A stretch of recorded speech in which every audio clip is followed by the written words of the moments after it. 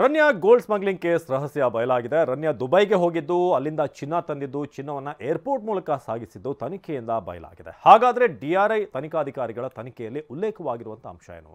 ಒಂದು exclusive report ಇದೆ, ಬನ್ನಿ ನೋಡೋಣ.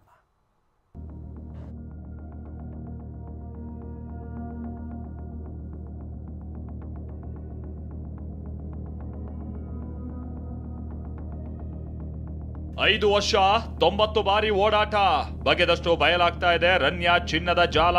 ಹೋಗುವಾಗ ಒಂದು ಡ್ರೆಸ್, ಬರೋವಾಗ ಇನ್ನೊಂದು ಡ್ರೆಸ್. 24 ಗಂಟೆ ಒಳಗೆ ಟ್ರಾವೆಲ್ ಮುಗಿಸಿ ಚಿನ್ನಾಟ ಆಡ್ಬಿಡ್ತಾ ಇದ್ಲು.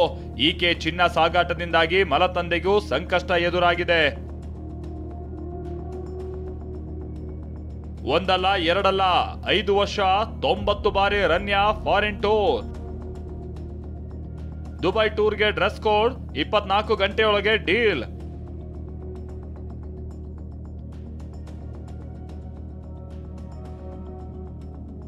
ರನ್ಯಾ ಸ್ಯಾಂಡಲ್ವುಡ್ ನಟಿ.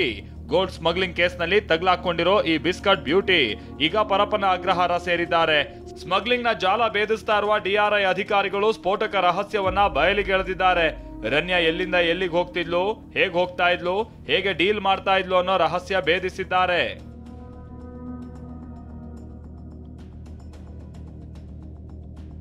2020ರಿಂದ ಈವರೆಗೂ ಒಂದಲ್ಲ ಎರಡಲ್ಲ ಬರೋಬ್ಬರಿ 90 ಬಾರಿ ವಿದೇಶಿ ಪ್ರಯಾಣ ಮಾಡಿರುವ ರನ್ಯಾ ಬೆಂಗಳೂರಿನಿಂದಲೇ 60 ಬಾರಿ ಫ್ಲೈಟ್ ಹತ್ತಿದ್ದಾಳೆ.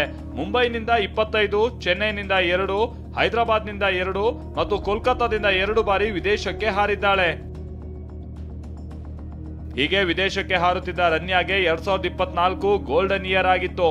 ಕಳೆದ ವರ್ಷ ಜನವರಿಯಿಂದ 2025ರ ಮಾರ್ಚ್ ವರೆಗೂ 46 ಬಾರಿ ಬೆಂಗಳೂರಿನಿಂದ ದುಬೈಗೆ ಹೋಗಿದ್ಲು.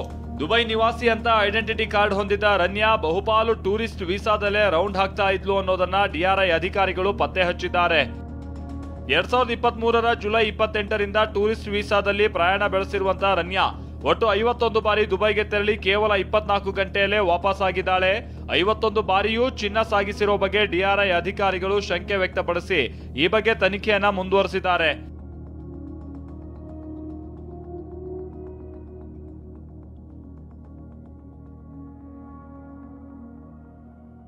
ಸ್ಮಗ್ಲಿಂಗ್ ಮಾಡಲು ಡ್ರೆಸ್ ಕೋಡ್ ಇಟ್ಕೊಂಡಿದ್ದ ರನ್ಯಾ ದುಬೈಗೆ ಹೋಗುವಾಗ ಕ್ಯಾಶುವಲ್ ಡ್ರೆಸ್ ಹಾಕ್ತಾ ಇದ್ಲು, ಬರುವಾಗ ಜೀನ್ಸ್ ವಿತ್ ಜಾಕೆಟ್ ಧರಿಸ್ತಾ ಇದ್ಲು.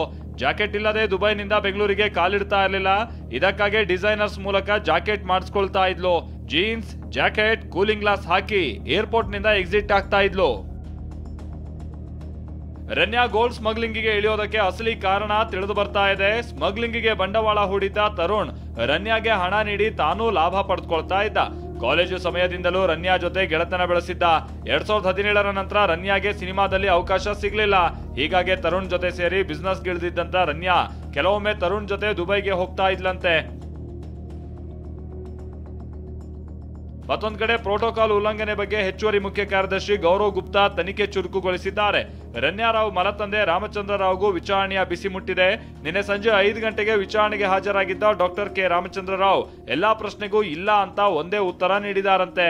ಆದ್ರೆ ಏರ್ಪೋರ್ಟ್ ಪೊಲೀಸರ ಹೇಳಿಕೆ ಮುಂದಿಟ್ಟು ಹಲವು ಪ್ರಶ್ನೆ ಕೇಳಿದಾಗ ಪ್ರೋಟೋಕಾಲ್ ಉಲ್ಲಂಘನೆ ಆಗಿಲ್ಲ, ಮಗಳ ಕೇಸ್ಗೂ ತಮಗೂ ಸಂಬಂಧ ಇಲ್ಲ ಅಂತ ಹೇಳಿದ್ದಾರೆ.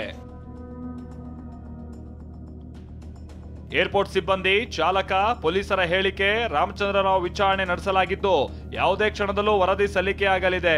ಈ ವರದಿಯಲ್ಲಿ ಚಿನ್ನ ಸಾಗಾಟದಲ್ಲಿ ಏರ್ಪೋರ್ಟ್ ಸಿಬ್ಬಂದಿ ಭಾಗಿಯಾಗಿರೋ ಬಗ್ಗೆ ಉಲ್ಲೇಖ ಇದೆ. ರನ್ಯಾ ಕೇಸ್ನಲ್ಲಿ ಏರ್ಪೋರ್ಟ್ ಸಿಬ್ಬಂದಿ ಭಾಗಿಯಾಗಿದ್ದು ಸತ್ಯ ಅಂತ ಗೌರವ್ ಗುಪ್ತಾ ತನಿಖೆಯಿಂದ ಬಯಲಾಗಿದೆ.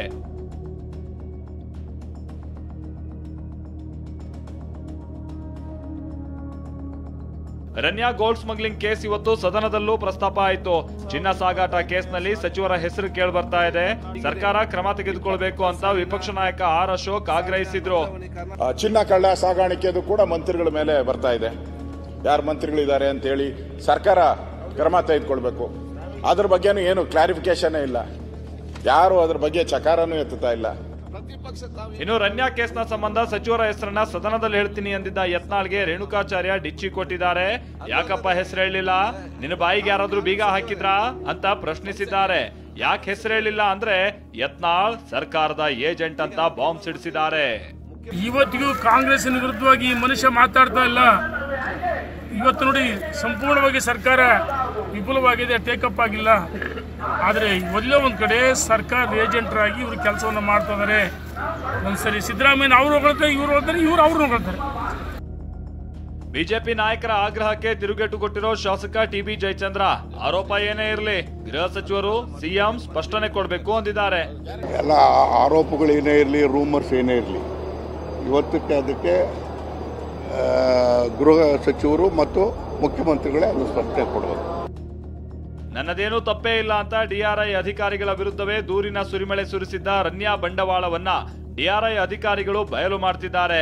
ಆದ್ರೆ ಚಿನ್ನದ ಹಿಂದಿರುವ ಸಚಿವರು ಯಾರು ಅನ್ನೋದೇ big suspense. Bureau report, TV9.